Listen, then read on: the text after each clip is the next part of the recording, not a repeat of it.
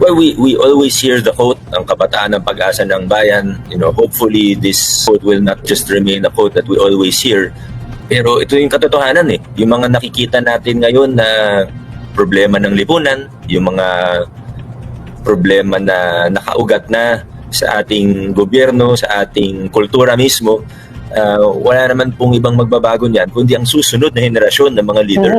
So, even the younger generations, the generations that are still in school now, wala naman ibang paraan para sa tunay at malalim na pagbabago. Oo, kami bilang mga leader ngayon, as a millennial, as someone who holds office now, someone who's in position now, of course I can do my part, and I would like to think that I've been helping to introduce big changes where I am now.